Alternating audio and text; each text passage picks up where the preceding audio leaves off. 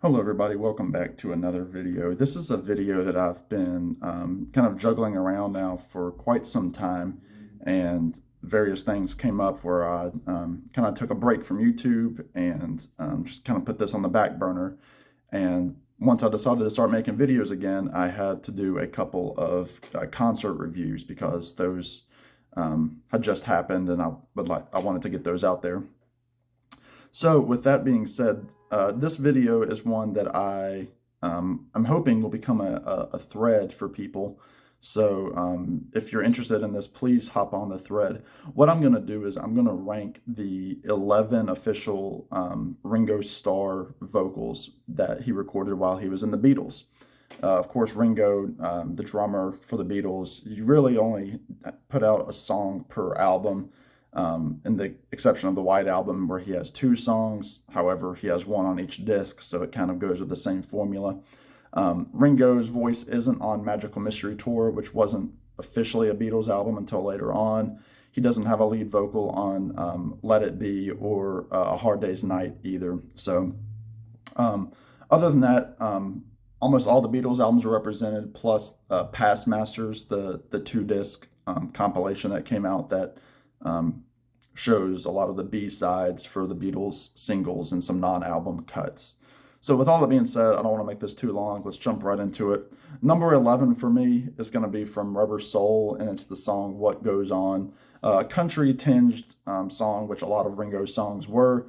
And if you see Ringo in concert, he'll always mention that this is the only song that is credited to Lennon, McCartney, and Starkey.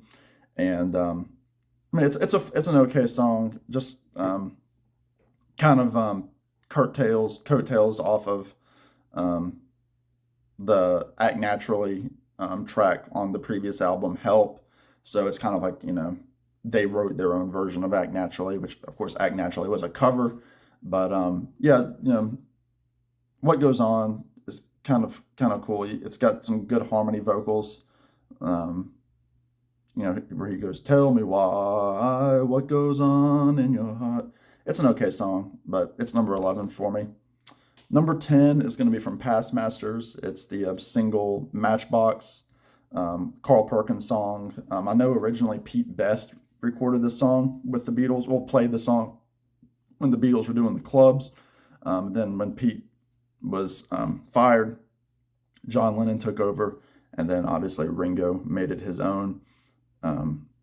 Oftentimes this is the opening track to Ringo's live shows. You kind of have that doing, and then you can always hear the power of Ringo's voice, as powerful as it can be. Sitting here wondering, matchbox hold my clothes. And I know he's done this with Carl Perkins before as well. So really great stuff. Really like the song. I might have even put it a little bit higher now that I'm thinking of it, but for now, it's number 10. Number 9 is Ringo's vocal debut on Please Please Me. It's the song Boys. I think originally done by the Shirelles. Kind of a weird track because they didn't swap the genders in the track, which is no problem with that, but for the time it seemed a little odd.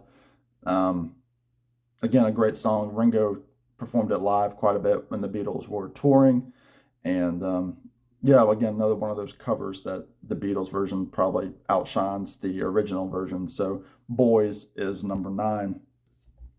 Number 8, possibly Ringo's biggest song, well, definitely chart-wise, is Yellow Submarine from Revolver. It's a good song, kind of a kid song. It's been overdone, to death. People, always say like, "Oh, I love the Beatles. Yellow Submarine is their best song." It's people that don't know what the Beatles are all about. Written by Lennon and McCartney. A lot of people used to think that it was mostly a McCartney track. However, I know with the new box set coming out, there's a demo version of John Lennon doing an acoustic rendition of Yellow Submarine. So maybe John Lennon had a little bit more to do with it than we thought. So Yellow Submarine, number 8.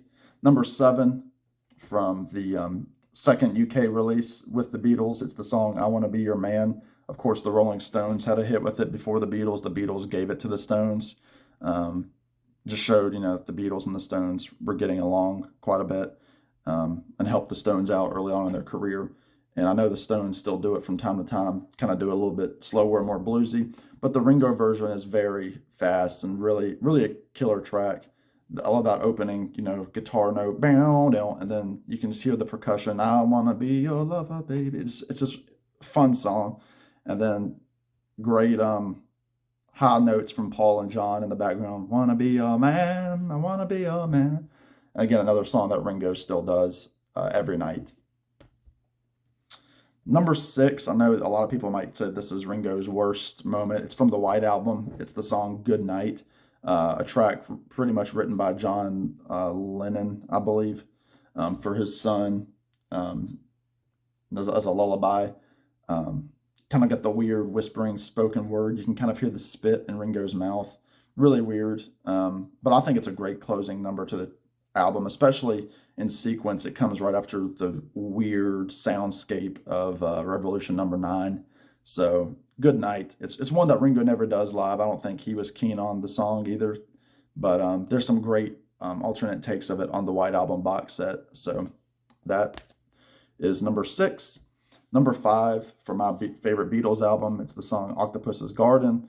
Again, this is a Ringo Starr pinned track. You can see him talking about it during the Get Back sessions, and it's neat to see Ringo kind of demo it to George on the piano, and George is kind of showing him some good chord sequences that would go along with it. I know Ringo was on a sailing trip and he noticed the little stones at the bottom of the water, and somebody said it was an octopus's garden, and obviously it gave him some inspiration. So that is number 5, Octopus's Garden, which he's just recently put back into his set lists. He didn't always do Octopus's Garden.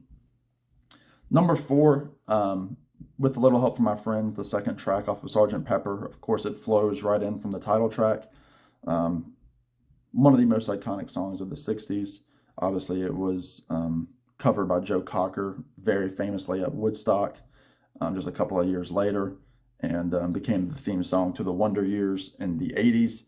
And what can you say? It's a great track. I know Ringo was kind of hesitant at the final note where he's, hits the long note of, friends. It's out of his wheelhouse, but the other Beatles kind of, were cheerleading him on. So it made number 4. Probably a lot of people's number 1, so don't hate me. Number 3, another Carl Perkins song, Honey Don't from Beatles for Sale, which is one of my favorite Beatles albums. I know a lot of people kind of give it a lot of poo-poo, but holds a lot of sentimental value to me. And yeah, even though it's cover heavy on this album, there's a lot of great covers on here.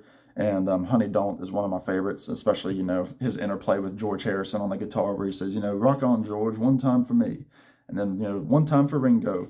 And I think he still kind of does that live where he kind of yells those commands over at Steve Lukather when he plays the solo.